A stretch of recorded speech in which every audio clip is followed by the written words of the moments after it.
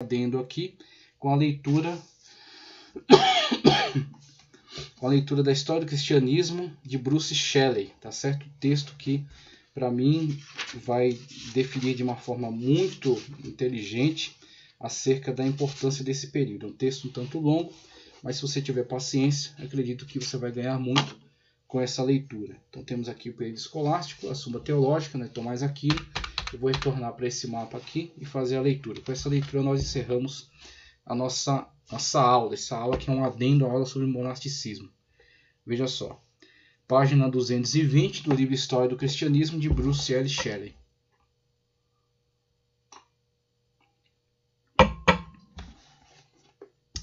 O surgimento das universidades. Apropriadamente, as escolas que existiam nessas catedrais deram origem às universidades. A suprema tarefa das universidades era entender e explicar à luz da verdade revelada de Deus. Assim como as cruzadas refletiam a vontade geral de estender a vontade de Deus à terra muçulmanas, também as universidades revelam uma profunda fome de conhecimento da verdade de Deus, vinda de toda parte. Mas como o mundo das ideias se curvou às leis de Deus, como a razão se fez serva da fé, esse período da história do pensamento cristão chama-se escolasticismo, porque nele surgiu um método de conhecimento característico e porque nele emergiu a singular teologia da Idade Média. O objetivo dos escolásticos, nome pelo qual os professores daquela época por vezes são chamados, era duplo: conciliar a doutrina cristã e a razão humana e organizar os ensinamentos da Igreja num sistema ordenado. Não havia liberdade de busca da verdade, pois as principais doutrinas da fé cristã eram consideradas fixas. O objetivo da discussão era mostrar a racionalidade das doutrinas e explicar suas implicações. Dedicava-se todo o empenho aos ventos da curiosidade intelectual. Um escolástico do século XI, de Liège, exemplifica a situação de muitos outros. Holbert não conseguiu saciar sua sede de conhecimento quando ouviu falar de alguém que se distinguira nas artes. Ele voava para lá. E quanto mais sedento se encontrava, mais absorvia algo delicioso de cada mestre. Logo depois, como as abelhas entre as flores, saciado com o néctar do conhecimento, voltava colmeia e vivia de maneira estudiosamente religiosa e religiosamente estudiosa. Viver religiosamente de maneira estudiosa foi uma marca característica da educação medieval. Seu principal intuito era a salvação eterna. Originalmente, contudo, o acesso ao conhecimento era limitado aos membros do clero. Benedito de Núrcia insistia que os monges lessem e estudassem para seu desenvolvimento espiritual. Assim, os mosteiros beneditinos criaram um tipo de ensino rudimentar em latim. Mais tarde, no século VIII, Carlos Magno, sonhando com um império cristão, aumentou as oportunidades de estudo ao criar um decreto por meio do qual todo monastério deveria ter uma escola para que todo aquele que desejasse a ajuda de Deus pudesse aprender. O próprio imperador deu exemplo ao criar uma escola no palácio para seus filhos e membros da corte. Esse foi o processo por meio do qual houve a universalização desses conhecimentos, tá ok? E assim a fundação posterior das universidades e depois a sua emancipação. Mas o início está aí. Tudo que se chama de ciência na atualidade passou por esse processo, tá ok? A melhor possibilidade de estudo para os leigos surgiu nas escolas das catedrais. Como as catedrais, igrejas de bispos localizavam-se nas cidades, suas escolas para formar padres para paróquias logo foram abertas para todos. Então, começando voltada para o clero, depois, por incentivo do imperador, tá certo? Para sua difusão, inclusive a inclusão dos membros de sua família dentro desse contexto, né? Ela começa a interagir também com a aristocracia e com o interesse geral crescendo em relação à aquisição desse conhecimento, né, e a interação dentro desse mundo, né, acadêmico e eclesiástico, tá certo? E aristocrático, passou a ser de interesse geral. Aqueles que tinham condições pagavam para que seus filhos estudassem nessas instituições. O currículo da escola de catedral limitava-se à gramática, retórica, lógica, aritmética, geometria, música e astronomia. As 7 artes liberais, assim chamadas, porque em Roma seu estudo era reservado aos liberi, homens livres. Os poucos textos disponíveis eram escritos por um punhado de estudiosos do início da Idade Média. Um deles era Cassiodoro, um romano do século VI, cujo manual do saber sagrado e secular definiu as artes liberais e interpretou a Bíblia. Outro foi Boécio, contemporâneo de Cassiodoro, cujo Consolatione Philosophiae, sobre a consolação da filosofia, escrito enquanto se encontrava preso por uma pretensa conspiração contra o rei bárbaro Teodorico, tentava conciliar os infortúnios do homem com o conceito de um Deus benevolente e onipotente. Esses homens, juntamente com Agostinho, com o Papa Gregório o Grande e algumas outras autoridades da Igreja, eram conhecidos como autoridades, cujas palavras o estudante medieval não se atrevia a contradizer. Então, tem essa característica, né, desse autoritarismo, dessa transmissão de um conhecimento fixo. Sim, tem todo, de fato, é uma realidade, é uma verdade. Só que esse é o princípio, esse é o início. E somente partindo-se dele, você terá o despertamento para uma futura busca e produção de outros saberes que precisam que precisam principiar, né, a partir de um ponto. E este é o ponto de princípio, né, de início. O magnetismo de um hábil professor. Um novo tempo surgiu com a formação dos mestres escolares. Podemos atribuir o nascimento das universidades ao magnetismo de alguns professores, cuja habilidade e entusiasmo de ensinar atraíam alunos onde quer que estivessem, como descreve Anne Fermentor. O primeiro deles foi Gerbert, mestre da escola da Catedral de Reims, na segunda metade do século X. Filho de um servo, Gerbert estava destinado a terminar seus dias como Papa Silvestre II, 999 a 1003, a virada do milênio. Mas ele marcou a história com seu conhecimento. Enquanto jovem monge, Gerbert foi um estudante tão brilhante que seu abade tomou uma atitude diferente ao mandá-lo estudar matemática na Espanha, que estava interagindo com o mundo islâmico, o mundo muçulmano. Então você tem um conhecimento, né, um conhecimento antigo, um conhecimento mais amplo, né, que está sendo difundido ali naquela região, e você tem agora um intercâmbio, né, o início aí de um intercâmbio, quando você tem alguns abades, né, que veem esse brilhantismo, né, em alguns estudantes e proporcionam então essa possibilidade dele fazer esse intercâmbio, né, interagir com esse conhecimento. Embora seu mentor lá fosse um bispo católico, ele também teve contato com a ampla e tolerante cultura dos então dominadores muçulmanos. Essa foi o primeiro de um grande número de contribuições significativas dos muçulmanos para o despertar intelectual do cristianismo. Okay? Então você tem essa situação na qual, né, muito desse conhecimento que estava dentro do mundo islâmico passou agora por meio dessas instituições, a também fazer parte, né, do mundo cultural dentro dos ambientes cristãos, né, dentro dessas nações cristãs. Gerbert voltou de Reims profundamente impressionado com o espírito inquisitivo do ensino muçulmano. Quando começou a ensinar em Reims, voltou a Reims, né? Gerbert voltou a Reims.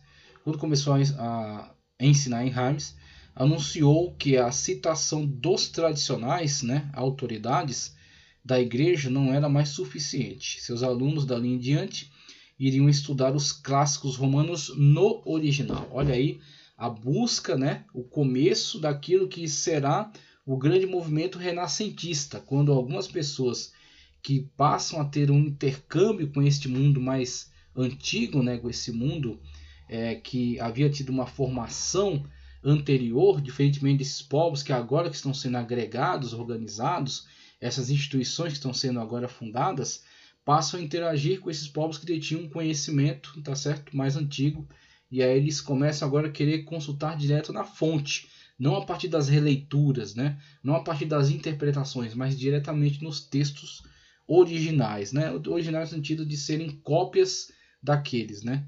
Diretamente nos seus próprios autores, não nas suas releituras. É como você lê uma teologia sistemática que cita diversos autores, como Calvino, como Armínio, tá certo? Como Agostinho, como Aquino, e você, em vez de se contentar só com aquela teologia sistemática, você vai ler Calvino, Armínio, Agostinho, Tomás Aquino, você vai ler os próprios autores e saber por que aquele teólogo chegou àquelas conclusões. Vamos lá. Para dar encerramento à nossa aula aqui. Ó. Nada mal numa época... Vamos lá. Para tal... Perdão, deixa eu voltar um pouquinho para me encontrar aqui. Ó. Dali em diante, iriam estudar os clássicos romanos no original. Para tal, Gerbert coletou manuscritos onde pôde e construiu uma respeitável biblioteca. Nada mal numa época em que os manuscritos às vezes levavam 1 ano para ser copiado e custavam pelo menos o equivalente ao ganho inicial de um clérigo. A figura mais vívida deste estágio inicial da revolução intelectual foi Pedro Abelardo, 1079 a 1142, filho mais velho de um nobre menor de Brittany, noroeste da França. Abelardo, por amor ao saber, desistiu dos seus direitos de herança em favor de seus irmãos. Vagueou pela França para sentar-se aos pés dos grandes mestres, ora escutando-os, ora desafiando-os abertamente nas aulas. Mais tarde se estabeleceu como conferencista em Paris, atraindo uma multidão de alunos. Também começou a escrever. Em um tratado intitulado Si et Non, ele propôs 158 questões de ensinamentos cristãos e as comparou com referências conflitantes das escrituras, das autoridades da igreja e dos clássicos pagãos. A primeira chave para a sabedoria, dizia Abelardo, é o questionamento assíduo e frequente. Pela dúvida inquirimos e pela inquisição chegamos à verdade. Essa ideia, lugar comum entre os gregos, não era tão fácil para os europeus medievais, algo que Sócrates já havia desenvolvido no tempo dele, na maiêutica, e lhe causou muitos problemas, inclusive lhe custou a sua própria vida, né? Quando ele, de fato, teve que beber cicuta ou negar as suas ideias, né? Negar seu método, na verdade. Quem desenvolveu mais ideias foram seus discípulos, ele desenvolveu um método, né? Depois Platão e Aristóteles que, de fato, foram produtores de grandes ideias. O estímulo de Abelardo à dúvida ganhou os aplausos de alguns, mas alarmou muitos outros. Outro de seus livros sobre a natureza da Trindade recebeu condenação de um conselho da igreja em Soissons, em 1121, e o brilhante erudito se viu atrás das paredes de um monastério. É a situação que ele começa a causar, né? Porque ele está inquirindo demais, né? Está começando a desestabilizar aquelas bases que foram suficientes até então. Mas, obviamente, elas não poderão prosseguir, dar continuidade a todo um desenvolvimento histórico. Então, elas foram o início, mas de continuidade necessitará de haver transformações, principalmente quando você tem, né, o Gerbert, que começa a ignorar as autoridades e quer ir direto aos originais, né, quer ir direto ao conhecimento fonte, que foi consultado por estes. E Pedro Abelardo, que começa a um trabalho de inquisição, e com essa inquisição a desestabilização de certas doutrinas que estavam postas. Você tem essa situação que é muito conflitante para o mundo latino, não tanto para o mundo do catolicismo ortodoxo do Oriente, mas no mundo latino você tem muito essa questão da autoridade, da hierarquia, tá ok? E essa autoridade se impõe e aquele que a questiona começa a ter muitos problemas. Engenhoso como sempre, Abelardo conseguiu permissão do monastério para deixá-lo 1 ano depois e ir para a erma região do sudeste de Paris. Os estudantes agruparam-se ao seu lado. Construíram-lhe um abrigo, cultivaram suas terras e lhe imploraram que voltasse a ensinar mais uma vez. Reassumindo sua busca da razão, ele se viu em dificuldade ao chocar-se com conservadores da igreja, como o abade Bernard de Clairvaux, o mais influente clérigo do cristianismo. Bernardo perseguiu Abelardo tão devotamente quanto preconizava a Segunda Cruzada. A fé que o justo professa não se discute, a frase, de Bernardo de Clairvaux. A fé que o justo professa não se discute, declarou ele. Após a instigação de Bernardo, um concílio da igreja em Sens, em 1140, condenou Abelardo por heresia. Abelardo retirou-se para o monastério de Cluny, onde ficou em isolamento pelos 2 anos restantes de sua vida. Mas ninguém conseguiu impedir o crescimento das sementes que ele deixou. Escolas brotaram por todo o continente. Menos de 100 anos após sua morte, floresceram universidades em Paris, Orleans, Montpellier, na França, ao longo do Canal da Mancha, em Oxford, Cambridge, em Bolonha, em Pádua, na Itália. O evento que marcou o florescer das universidades foi a união de mestres e alunos em associações, como os artesãos haviam feito antes deles, explica Fremantle. Os estudiosos se reuniam em função de um interesse comum e proteção, e se denominavam universitas, termo medieval para qualquer grupo corporativo. Na Itália, onde a maioria dos alunos era composta por homens maduros, com avançados estudos em direito e medicina, as associações exerceram um grande poder. Os alunos contratavam e pagavam professores, determinavam os cursos a serem ministrados e multavam aqueles que pulassem capítulos na exposição da sua matéria. Olha que interessante o contraste entre os universitas da Itália, e vai mostrar aqui os universitas franceses e ingleses. Nos da Itália, a situação era que os alunos eram pessoas maduras e muitas das vezes já estavam buscando formações específicas, e eles então se juntavam nessas agremiações e contratavam e pagavam, e determinavam, exigiam que todo o currículo fosse comunicado. Se eles percebessem que alguma coisa ficou de fora, eles mesmos multavam os professores.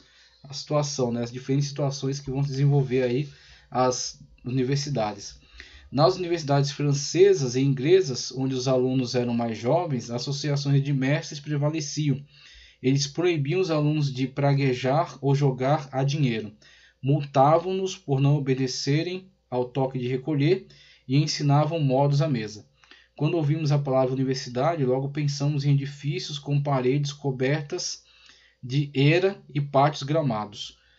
As universidades medievais, contudo, sequer se pareciam com uma edificação permanente.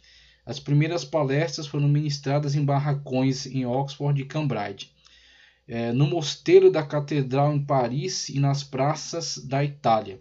Com o tempo, os professores passaram a alugar salas e os alunos sentavam-se no chão, geralmente coberto com palha, para proteger da umidade. Por não terem quadras para esportes, bibliotecas ou outras dependências, as universidades podiam mudar-se com facilidade para qualquer lugar a qualquer hora, caso entrassem em desavença com cidadãos locais. Além das palestras, o método de ensino era o debate. 2 ou mais mestres, ocasionalmente os alunos, debatiam textos empregando a abordagem de pergunta e resposta de Abelardo. O escolasticismo desenvolveu-se nesse contexto e esmeradamente chegou a conclusões lógicas por meio de questionamento, exame e organização de detalhes dentro de um sistema lógico. O debate escolástico provocava conflitos acalorados e sentimentos amargos. Guerras de lógica prolongavam-se por anos entre mestres, com a adesão de barulhentas torcidas por seus heróis. Algo importante estava acontecendo dentro dessa atmosfera. Os alunos estavam aprendendo a pensar. A aceitação sem questionamento das autoridades, entre aspas, tradicionais, perdia força. Foi um movimento natural. Isso não iria permanecer para sempre, essa imposição dessas chamadas autoridades. Então, quando eles se reuniam para adquirir esse conhecimento, quando passaram a interagir com outros mundos, adquirir outros conhecimentos, e principalmente outros métodos, com a vinda de Pedro Abelardo e os métodos de questionamento, eles começaram então a, de fato, ser independentes dessas chamadas autoridades, esses conhecimentos autoritativos. Autoridades tradicionais pediam a força, mas as conclusões tinham que concordar com a doutrina cristã. Então, mesmo que há esse movimento de questionamento, que vai lhes dar muita habilidade, tá certo, em investigar estes pressupostos, né, essas autoridades, esses saberes, as informações, mas havia ainda esse sentimento. A teologia ela era a coroa ainda do conhecimento. Então, na conclusão, concordava-se, fazia-se concordar com a doutrina cristã. Não se apartava dela como conclusão. Vamos lá, estamos caminhando para o final. Toda essa atividade, agora o subtítulo, Apoio à Monarquia Papal. Toda essa atividade febril acontecia, contudo, sob os olhos atentos do papado. Alguns debates continuavam por gerações, mas o Papa certificava-se de que o resultado final fosse uma estrutura de apoio à monarquia papal. De um lado estava a formulação de um novo direito canônico e de outro a declaração sistemática da teologia cristã. A Universidade de Bolonha, na Itália, emergiu nos últimos anos do século XII como o centro de estudo do direito civil romano e do direito canônico. O direito canônico estava para a Igreja, assim como o direito civil para o governo secular. Ele definia o direito, os deveres e os poderes de todas as pessoas e sacerdotes dentro da Igreja, uma vez que a Igreja se tornou agora uma superestrutura e governa inclusive regiões, né? Então você tem os estados papais. Então não era de se esperar que tivesse também um direito específico, um direito canônico. Vamos lá? Pessoas, sacerdotes dentro da Igreja. Era a lei administrada em todas as cortes eclesiásticas, desde as relativas aos bispos até as ligadas aos papas. Por volta de 1140, Graciano, monge do monastério de São Félix, em Bolonha, publicou a Concordância de Cânones Discordantes, que tentava coordenar todas as coleções anteriores de leis da Igreja. Como ele arranjou todas as citações das autoridades, assunto por assunto, sua obra A Concordância logo se tornou o único manual para professores e juízes da Igreja. Ele serviu de base para acréscimos posteriores ao Código de Direito Canônico. Assim, no século XIV, a Igreja Romana tinha à sua disposição, até 1918, quando foi revisado, um código de leis autorizado para controlar e dirigir a vida dos homens. A lei canônica interferia nas guerras e reconhecia o direito das viúvas, decretava jejuns e comemorações, ordenava confissão e comunhão pelo menos uma vez ao ano, e especificava que atos excomungavam um cristão da Igreja, devido, ao grande poder que a Igreja exercia sobre a sociedade de modo geral. Então esta lei era relevante sim a todos, inclusive aqui no Brasil ela também foi relevante durante muito tempo. Mas também dirigia os relacionamentos mais íntimos em virtude de sua preocupação com o batismo, estabeleceu padrões para todos os nascimentos e para tudo que levava a nascimentos. O primeiro sorriso convidativo entre um homem e uma mulher colocava o casal sob atenta sombra. Estabelecia a pena por fornicação e adultério. Determinava em que condições poderia ocorrer um casamento.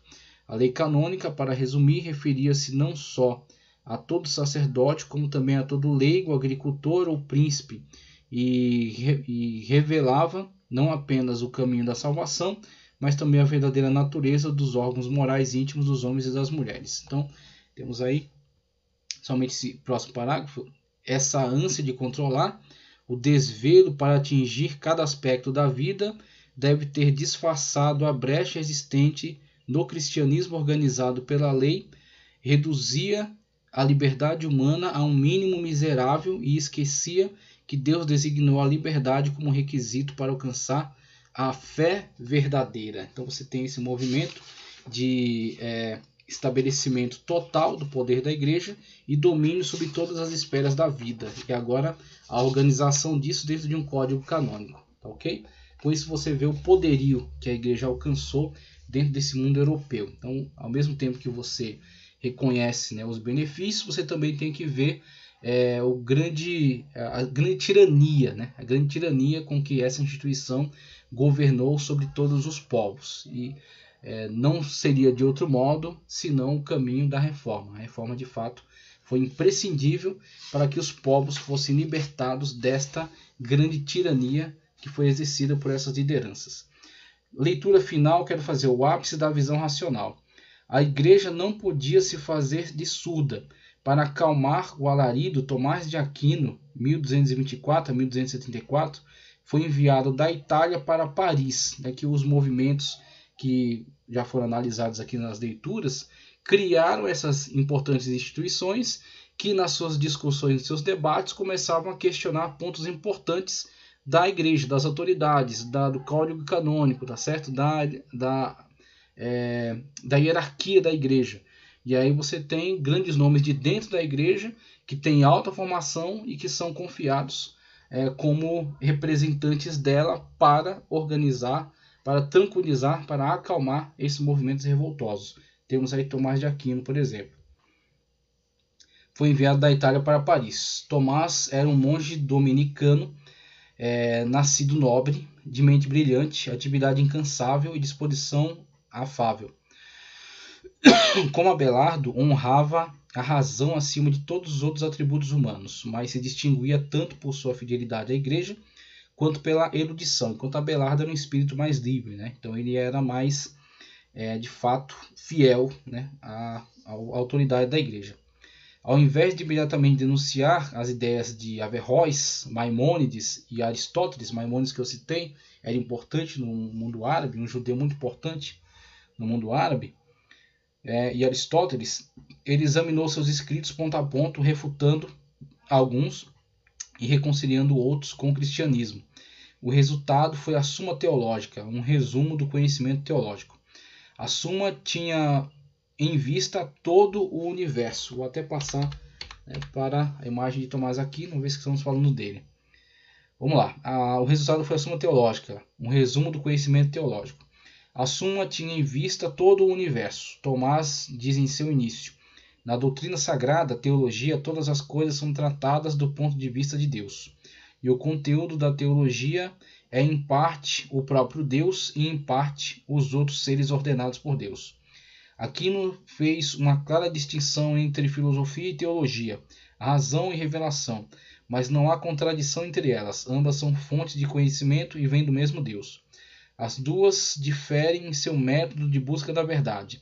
A razão se baseia na criação visível e alcança ideias que lidam com o vestíbulo da fé.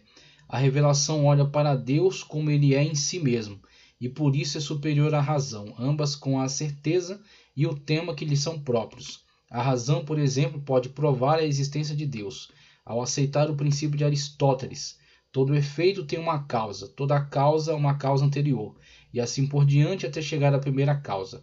Tomás declarou que a criação remete à divina primeira causa, o Criador. Contudo, o pleno conhecimento de Deus, a Trindade, por exemplo, só vem através da revelação. A partir desse conhecimento, descobrimos a origem do homem e seu destino. Interessante, As colocações, as construções, a defesa feita por Tomás Aquino. Muita dela ainda é bastante viável, muito utilizada na atualidade. O homem é pecador, necessitado da graça especial de Deus. Jesus Cristo, com seu sacrifício, viabilizou a reconciliação do homem com Deus. Todo aquele que recebe os benefícios desse sacrifício é justificado.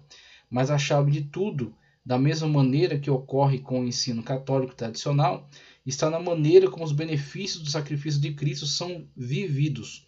Cristo obteve a graça, a igreja a comunica. Aí onde entra o sinergismo presente na Igreja Católica e que será alvo da reforma. Esse sinergismo, onde você tem a declaração de Tomás Aquino, afirmando com todas as letras que Cristo conquistou, tá certo? Os méritos da graça, e são comunicados pela Igreja. Por quê? Foram entregues a ela, a Igreja, a instituição, a Igreja Católica Apostólica Romana, são detentores agora dos méritos de Cristo e a aplicam a quem quer. É exatamente isso que ele está dizendo. E aí é onde entra o grande conflito dos reformadores com essa estrutura da Igreja Católica. Vou partir para o último parágrafo aqui, eu quero encerrar, porque as informações já são suficientes. Assim chegou-se ao auge da aspiração eclesiástica e da arrogância. A terra apenas não é o suficiente. O Papa e seus ministros não só mediavam a graça de Deus aos pecadores da terra, pelo milagre do sacrifício abençoado e por suas orações pelos mortos, como iam além do túmulo para dar assistência às almas sofredoras. Até aí nada de novo. Isso já havia sido dito muitas vezes antes. Mas Tomás organizou os ensinamentos tradicionais da igreja numa grande estrutura quase cósmica. Essa é a grande pegada aí de Tomás de Aquino e o ensoberbecimento extraordinário dessa instituição, acreditando-se agora de fato detentora da salvação e da condenação dos povos. Ok? Como as catedrais góticas, seu sistema objetivava uma perfeita harmonia entre as aspirações do homem e a luz da verdade de Deus. Isso forneceu à monarquia papal uma visão sobrenatural impressionante deste mundo e do próximo. Mas, como as cruzadas, a teologia escolástica deve ter ido longe demais, reivindicando demais para si mesma e para a igreja. A explicação para o elevado nível de arrogância está na afirmação de Inocêncio III de que o Papa é o juiz do mundo, está entre Deus e o homem, abaixo de Deus e acima dos homens. Essa ostentação, entretanto, não permaneceu incontestada. Uma crescente multidão de leigos e letrados lembrou do testemunho apostólico. Há um Deus e o mediador não é o Papa, o mediador é Cristo. E assim temos o engrandecimento dessa grande obra, sua contribuição, mas depois também sua arrogância, sua petulância e assim seu merecido questionamento por meio dos reformadores, tá ok? Agradeço a todos que permaneceram até aqui, neste adendo que é ligado ao monasticismo, e eu acreditei ser muito útil. Prosseguimos com um avanço aí sobre a questão da escolástica, tá certo? Que é uma continuidade natural. Depois retomaremos o tema ainda do cristianismo na Idade Média, através de Gregório o Grande e a continuação com a queda moral do papado e depois a grande reforma protestante. Prosseguimos então em nossas aulas de História da Igreja. Se você gostou do vídeo, curte, compartilha, inscreva-se no canal e que o Senhor continue abençoando poderosamente a sua vida, em nome do Senhor Jesus Cristo.